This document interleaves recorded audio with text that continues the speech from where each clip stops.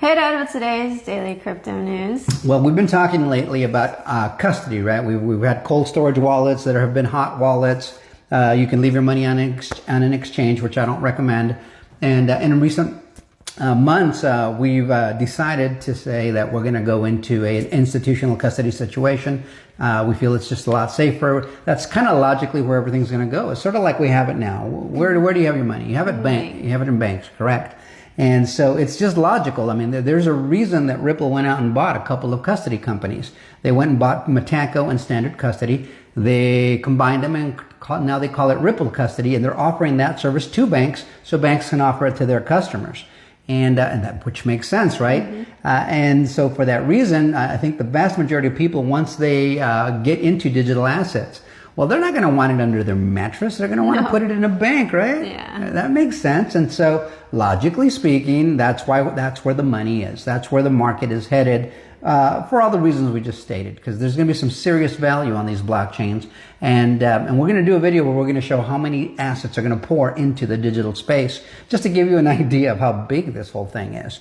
But let's get a little bit more information from DZ Bank over in Germany, so that you can get the 411 on what's cooking with a lot of these banks and Ripple Custody. So we're going to check out this post from Digital Euro Association. It says DZ Bank pioneers institutional digital asset custody offering with Ripple Custody.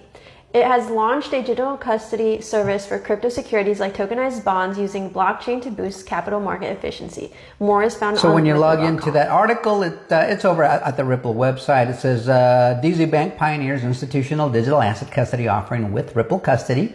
DZ Bank, a leader in German financial sector, or in the German financial sector, has successfully launched a digital asset custody offering for crypto securities such as tokenized bonds, integrating blockchain technology to enhance capital market. It goes on to say their goal is to develop a cutting-edge solution for the custody, settlement, and management of digital assets, seamlessly integrated with existing capital market processes. Their solution is to collaborate with Ripple Custody. Implementation of a robust digital asset software infrastructure enables DZ Banks to interoperate blockchain analytics and wallet management into its offerings, delivering a comprehensive digital custody service to their clients for crypto securities under the German And this goes on to DWPG close law. with a simple quote from Holger Meffert, and he's the head of security services over at the digital custody at DZ Bank. He says DZ Bank is quite happy, and we are very proud that we were one of the first banks in Germany which really built and made their digital custody platform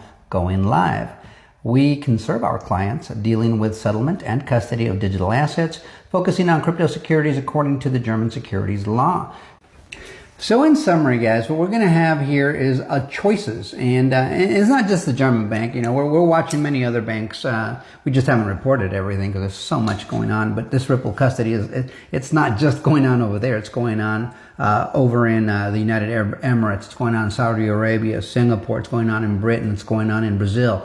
It's going on, I believe it's going on in Colombia too, and it's going on over here in the United States. Probably many more countries, because there are, I think, at last count, 1,700 NDAs still in force. Those are non-disclosure agreements. But it's just logical sense, guys. Grandma's not going to keep her crypto or her digital assets or her stable coins in her mattress. She's going to want to take it somewhere where they're going to be safe and protected. So that's where we're all headed. And sooner or later, your local bank's going to offer that custody, which is why this big, beautiful bill that's being considered and voted on Tuesday is a big deal, because part of what's in there is going to be how banks are going to be able to offer these stable coins or create their own stable coins, which are all going to be equal to $1, and they're going to have U.S. treasuries or cash equivalents to back each of those stable coins that they put out there 1-to-1 to the U.S. dollar. So in summary, if you're going to, let's say you get your paycheck and you get this direct deposit thing going on, right? It shows up at the bank, and you want to be able to use everything digitally at a low cost, which is what blockchain does, which is going to be the most efficient service that's going to be available to you out there. You're going to want those custody services to be reliable, secure, quick, and inexpensive. And if a bank doesn't offer that, chances are you're going to choose the bank that does, because it's going to greatly reduce your costs and increase your efficiencies and conveniences. So it's coming, and it's nice to see that it's being developed out there. That's why there's Ripple Custody. There will be other institutional custody options. Keep an eye out for those things. Let us know what you think in the comments. Don't forget to like, share, subscribe, and bookmark. We will see you guys on the next one. Till next time. Adios, amigos.